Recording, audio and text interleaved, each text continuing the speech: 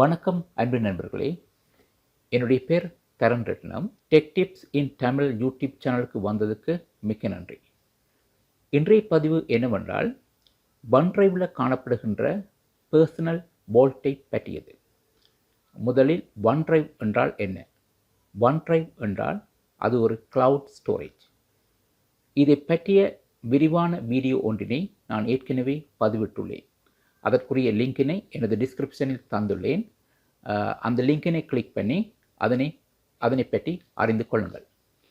Okay, இந்த personal Walt என்பது இந்த ஆன்லைன் OneDriveல காணப்படுகின்ற ஒரு ஸ்பெஷல் டைப் உள்ள ஒரு ஃபோல்டர்னு சொல்லி சொல்லலாம்.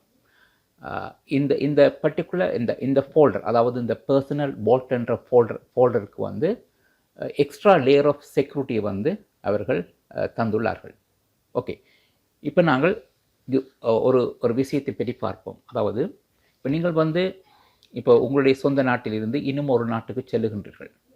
அப்படி செல்லும் பொழுது இந்த பாஸ்போர்ட்டை வந்து நீங்கள் தற்செயலாக துளைத்தாலோ அல்லது யாராவது ஒருவர் உங்களுடைய அதனை களவெடுத்திருந்தாலோ உங்களிடம் அந்த பாஸ்போர்ட்டுக்குரிய ஃபோட்டோ காப்பி இருந்தால் உங்களுக்கு, அதாவது திருப்பி ஏதாவது ஒரு டெம்பரரி பாஸ்போர்ட் எடுப்பதற்கு இலகுவாக இருக்கும். எனவே இப்படிப்பட்ட சந்தர்ப்பத்தில் நீங்கள் வந்து இந்த பாஸ்போர்ட் ஃபோட்டோ காப்பி இமேஜை வந்து நீங்கள் இந்த பர்சனல் வால்ட்டில் வந்து போட்டு வைத்தால் அது வந்து உங்களுக்கு சேஃபாக இருக்கும். இப்போ தற்செயலாக நீங்கள் பாஸ்போர்ட்டை துளைத்தால் OneDrive கிளவுட் ஸ்டோரேஜுக்கு சென்று அந்த பர்சனல் வால்ட்டுக்கு சென்று நீங்கள் வந்து அந்த ஃபோட்டோ காப்பியை எடுத்து அதன் மூலம் நீங்கள் இலகுவாக இந்த டெம்பரரி பாஸ்போர்ட்டை வந்து நீங்கள் எடுத்துக்கொள்ளலாம். ஓகே, அதை பற்றி தான் இன்று நான் உங்களுக்கு சொல்லித்தர இருக்கிறேன். அதாவது இந்த பர்சனல் வால்ட் என்னத்துக்காக OneDriveல காணப்படுகின்றது, நாங்கள் எவ்வாறு ஒரு டாக்குமெண்ட்டை வந்து அந்த பர்சனல் வால்ட்டில் வந்து போடுறது, அதனை என்னென்ன எக்ஸ்ட்ரா செக்யூரிட்டி லேயர்ஸ் வந்து காணப்படுகின்றது போன்றவற்றை நாங்கள் இன்று பார்ப்போம். ஓகே, லெட்ஸ் இது டெமோ. இப்பொழுது நாங்கள் இந்த OneDrive ஆன்லைன் கிளவுட் ஸ்டோரேஜுக்கு செல்லுதல் வேண்டும். இதற்கு நீங்கள் ஏதாவது ஒரு ப்ரௌசரை ஓப்பன் பண்ணி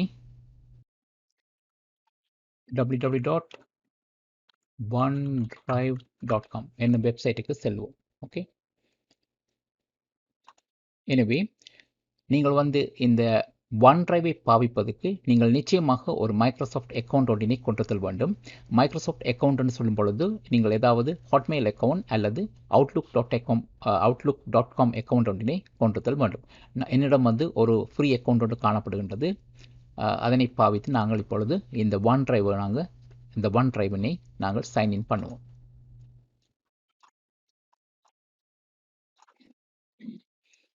ஓகே, இதுதான் இந்த மைக்ரோசாஃப்ட் OneDrive ஆன்லைன் கிளவுட் ஸ்டோரேஜில் லேண்டிங் பேஜ். ஓகே, இந்த OneDrive-ஐ பற்றிய விரிவான வீடியோ பதிவு ஒன்றினை நான் ஏற்கனவே பதிவேற்றியுள்ளேன். அதற்குரிய லிங்கினை வந்து எனது டிஸ்கிரிப்ஷனில் தந்துள்ளேன். அதனை கிளிக் பண்ணி இந்த OneDrive-ஐ பற்றி நீங்கள் முற்றுமுழுதாக அறிந்து கொள்ளுங்கள். Okay, right. ஓகே, இப்பொழுது பார்த்தால் இப்போ எங்களிடம் இப்போ நார்மலாக காணப்படுகின்ற இப்போ ஸ்டாண்டர்ட் ஃபோல்டர்ஸ் எல்லாம் இங்கே காணப்படுகின்றது. ஓகே, அதனுடன் சேர்த்து இன்னும் ஒரு ஸ்பெஷல் ஃபோல்டர் ஒன்று இங்கே காணப்படுகின்றது, அதாவது பர்சனல் வால்ட் என்பது. இதை பற்றி தான் நாங்கள் இன்று பார்க்க இருக்கின்றோம். ஓகே, இப்போ நாங்கள் சாதாரணமான ஒரு ஃபோல்டரை கிளிக் பண்ணும் பொழுது நாங்கள் அந்த ஃபோல்டரில் இருக்கின்ற ஃபைல்ஸ் எல்லாத்தையும் எங்களால் பார்க்கக்கூடியதாக இருக்கும். ஓகே, ஆனால் இந்த பர்சனல் வால்ட்டில் வந்து நீங்கள் ஏதாவது ஒரு ஃபைலை நீங்கள் சேவ் பண்ணுனா அதற்கு வந்து அதனை கிளிக் பண்ணும் பொழுது உங்களுக்கு இன்னும் ஒரு உங்களோட ஐடென்டிட்டியை வந்து வெரிஃபை பண்ணுவதற்காக இன்னும் ஒரு செக்யூரிட்டி லேயர் ஒன்று அடிஷனலாக ஆட் பண்ணி இருக்கின்றார்கள். ஓகே, அதனை சொல்வது 2 ஃபேக்டர் ஆத்தென்டிகேஷன் என்று சொல்லி. ஓகே, இப்பொழுது நாங்கள் இந்த பர்சனல் வால்ட் என்ற ஃபோல்டருக்கு செல்வோம். அப்போ இப்பொழுது எங்களுக்கு வெரிஃபை யுவர் ஐடென்டிட்டி இன்னும் ஒரு லேயர் ஒன்று இங்கே ஆட் பண்ணியிருப்பதை உங்களால் காணக்கூடியதாக இருக்கின்றது. அதாவது என்னுடைய ப்ரொஃபைலில் இருக்கின்ற என்னுடைய ஃபோன் நம்பருக்கு அவர்கள் ஒரு கோட் அனுப்புவார்கள். அந்த கோடினை பயன்படுத்தி நான் வந்து லாகின் பண்ணலாம் அல்லாவிட்டால் எனது ப்ரொஃபைலில் காணப்படுகின்ற செகண்டரி இமெயிலுக்கு அவர்கள் கோட் அனுப்புவார்கள். இது வந்து உங்களோட ப்ரிஃபரன்ஸ். நீங்கள் எதை சூஸ் பண்ணுகின்றீர்களோ அதற்கு அவர்கள் அந்த கோடினை அனுப்புவார்கள். இப்போ நான் வந்து என்னுடைய ஃபோனை வந்து சூஸ் பண்ணுகின்றேன். அப்போ அதுக்கு வந்து கேட்குமா என்னட்ட லாஸ்ட் 4 டிஜிட்ஸை கேட்கும் என்னுடைய ஃபோன் நம்பரில். அப்போ சென்ட் கோட். ஓகே, இப்பொழுது எனக்கு வந்த கோட் வந்து 9499322.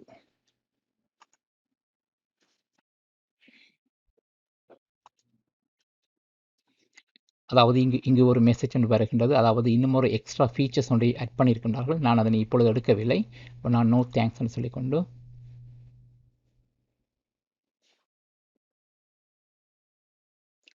இதுதான் இந்த பர்சனல் வோல்ட். ஓகே, ஸோ இதை பற்றிய சில ஃபீச்சர்ஸை வந்து அவர்கள் சொல்லியிருக்கின்றார்கள் இங்கே. அதாவது இந்த முதலாவது என்ன சொல்லுகின்றார்கள் என்றால், அதாவது இப்போ நீங்கள் இந்த ஸ்க்ரீனை வந்து எந்த விதமான ஒரு 20 மினிட்ஸுக்கு எந்த விதமான ஆக்டிவிட்டியும் இல்லாமல் இருக்கும் பொழுது இது வந்து ஆட்டோமேட்டிக்காக வந்து லாக் பண்ணும். ஓகே, மற்றது அவர்களால் ரெக்கமெண்ட் பண்ணப்படுகின்ற என்னென்ன ஃபைல்ஸ் டைப்பை வந்து நீங்கள் இதில் போடலாம் என்பதை பற்றி கூறியிருக்கின்றார்கள். அதனை கிளிக் பண்ணி பார்ப்போம்.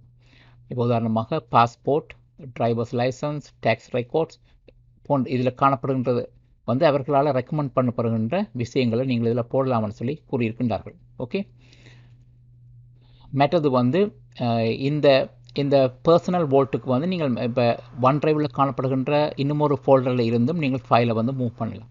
மற்றது இப்போ நீங்கள் இந்த ஒன் டிரைவ் பர்சனல் வோல்ட்டை வந்து உங்களுடைய மொபைல் ஃபோனில் பாவிக்கின்ற பொழுது நீங்கள் உங்களுடைய மொபைல் ஃபோன்லேயே ஸ்கேன் பண்ணி அந்த டாக்குமெண்ட்டை வந்து நேரடியாக இந்த பர்சனல் வோல்ட்டுக்கு கொண்டு வரலாம்.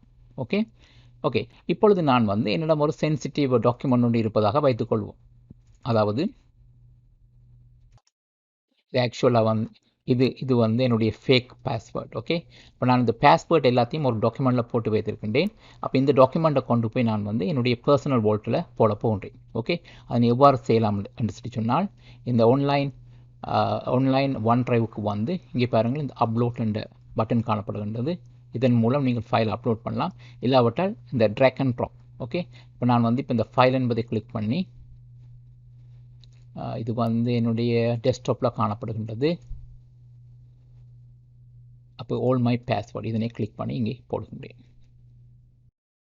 ஓகே, இப்பொழுது என்னுடைய அந்த சென்சிட்டிவ் டாக்குமெண்ட் வந்து இந்த பர்சனல் வோல்ட்டில் வந்து நான் கொண்டு வந்து விட்டேன். ஓகே,